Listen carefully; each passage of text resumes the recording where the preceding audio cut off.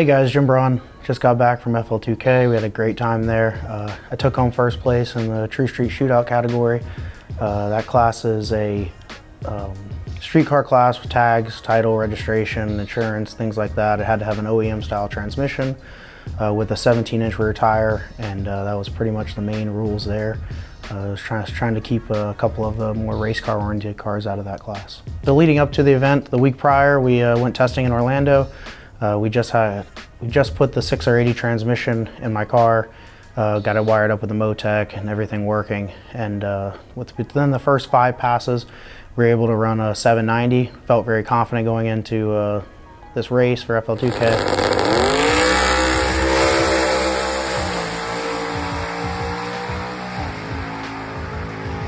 FL2K day 1, Real Street brought out 2 cars, my car for the True Street Shootout class and Brett's car for Streetcar Shootout. Qualifying was supposed to be qualifying 1 and 2 on Friday. Unfortunately, with Mother Nature, only Brett was able to get off his qualifying pass in for the Streetcar Shootout, and since True Street fell at the end of the run order, I had to wait until Saturday morning. As always, we're constantly changing and evolving the little things with my car to try to make it faster and more consistent. We've been messing with the torque converter a lot lately, and leading up to FL2K, we put one in there we haven't ran before. First round of qualifying didn't go as we wanted to, so I pulled the trans in the pit, put back in a stator that we knew would work, and that's when the car went faster than it ever has. Didn't go quicker yet, but it will.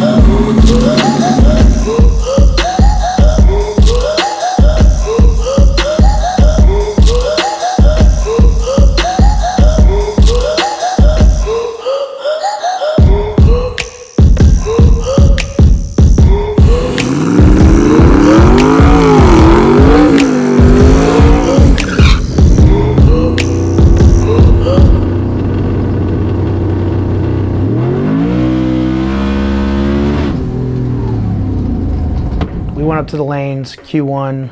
They picked up where they left off from Friday night. Did our burnout, everything was great. Went to go make a pass, and we hit a warning cut for the automatic transmission for the 6R80. From that point on, I was a little worried just because I thought Mother Nature might come in again and ruin our chances of qualifying. Move on, we move past that. We look at all the data.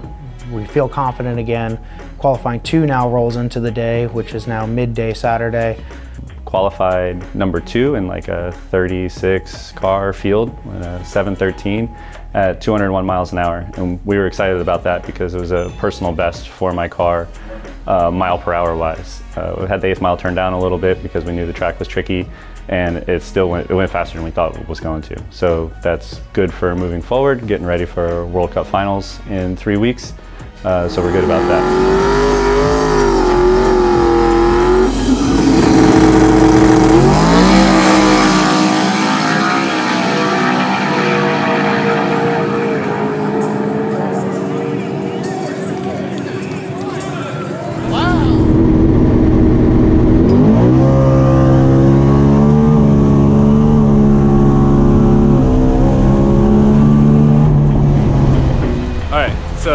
super pumped. We just did qualifying pass number 2. We worked on the car last night, did a little stator change, and in the heat of the day with a soft 60 foot, it would just win a personal best mile an hour to the quarter.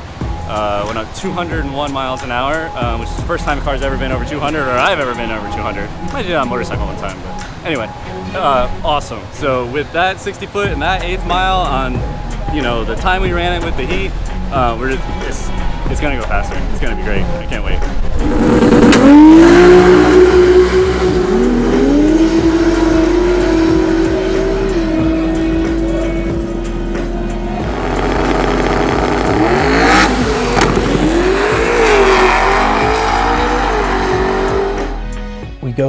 We go into the lanes feeling confident again, make a pass and makes it about 60 feet, hits another warning. I pull over to the side of the track thinking that something might have broke. Waited for the official to come, all was good, all was clear. Went down to the end, and so far at this point from my first run, I was able to run an 11.8, which did not qualify me for the class yet. So a little pressure was on. Weren't sure if we were going to be able to fix it or what the actual problem was. We just didn't have enough run time on the car.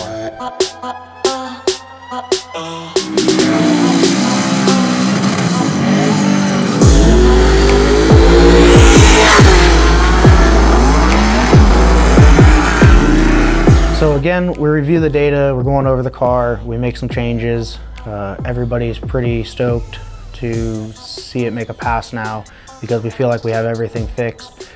This is now 11 p.m. Again, we're the last in the run order, so it's 11 p.m. Saturday night, qualifying 3. If we don't make it in here, we don't really make it into the field. We go out there, burn out, everything's great. We go up to the line, we, get it on the trans brake, 2 steps popping, everything's working, let off the button.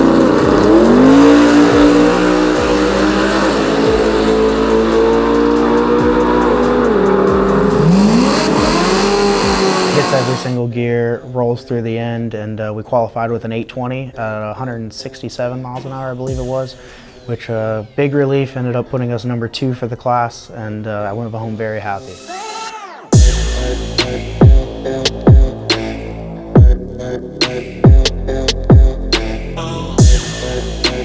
What's going on, guys? It's Pablo over at Real Street Performance. Quick little recap about the FL2K on the booth side of things. So part of the sales team as well as myself were at the booth from Wednesday night all the way until Sunday afternoon. Really want to say thank you for everybody that stopped by and was able to talk with us, touch base, share stories. I personally was able to take over my Integra that you guys might have seen on a feature on the channel not too long ago.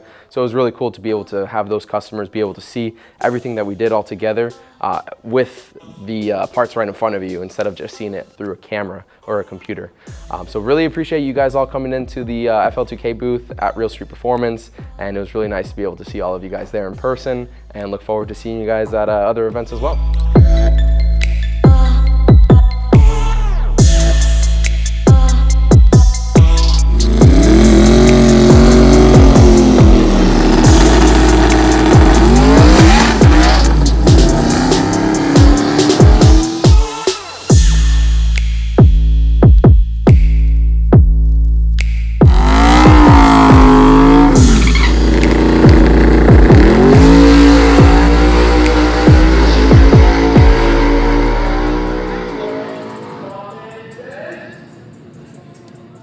So we go into the first round of eliminations. It's around 12:30, 1 o'clock. It's in the heat of the day.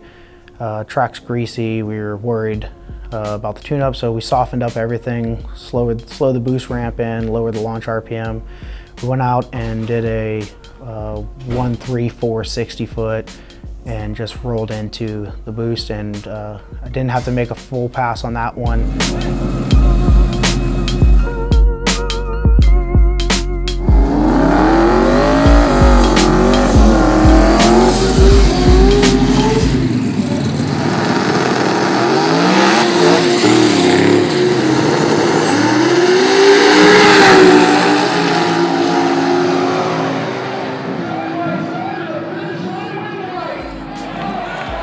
Fortunately, we went out second round with my car, just misjudged the track surface and spun the tires, but as we know, that's racing. For the next 3 rounds, we kept the same tune-up in the car, kept the same strategy because it was still hot in the day. They started moving through rounds a little bit quicker. You know, sun was still hot, track was still hot.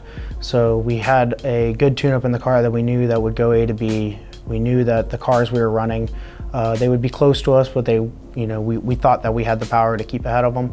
That plan worked out pretty well, and we ended up going to the finals.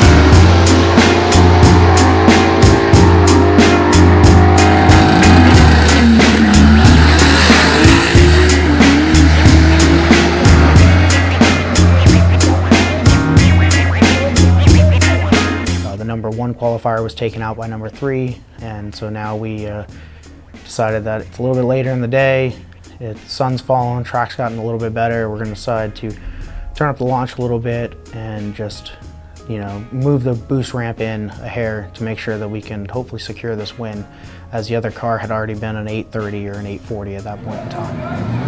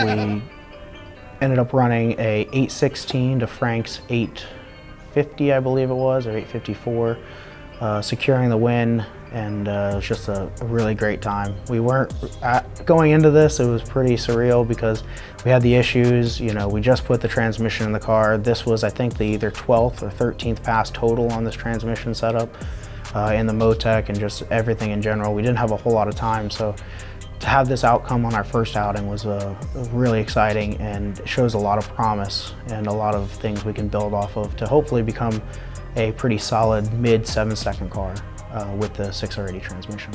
I'd like to thank Real Street for all the help and support they've done in the car. Jay has been absolutely phenomenal on the tuning side and just really just providing his knowledge and input into what we're doing in the race program, and just getting the car down the track, and just always being there and listening to our, you know, my dumb thoughts when I have them, and him correcting me, and, you know, really just providing that good solid base foundation that it takes to think something through and apply it and have it work correctly. Plasma Man is another one. They've always been great. Have a great product as well. Daniel Otway and Jay Clark at Blue Streak Performance, they provide all the billet parts and upgrades for the 6R80 transmission. Brett is another one who's helped me day in, day out, night and day, from start to finish with the car in whatever aspect it is. I'd also like to thank Joe and the guys over there at Fast Forward Racing Engines for always providing a solid engine with the car. Just one less thing we even have to worry about. The other one is One Ethanol. Without their fuel, right, none of this would really be possible, keeping the engine safe, allowing us to make the power we do and still have a very reliable and drivable car. Also, I'd really like to thank all the guys over at Team MSR. It's just our big group that we go out with and race. all the time. You know, they're always there to help no matter what. You know, if we need work done and we have to go do something, or you know, one of us needs to go do something, we can all just walk over to each other's cars and help them out, or anything in that situation. And last but certainly not least, I'd like to thank my wife for putting up with me with racing and coming home late and making sure the car is ready and loading the trailer early in the morning, and you know, everything else. But you know, she makes all this possible. She keeps everything right at the house and makes sure that, you know, we have food at the track, and you know, I got a head on my shoulders, so love you, baby.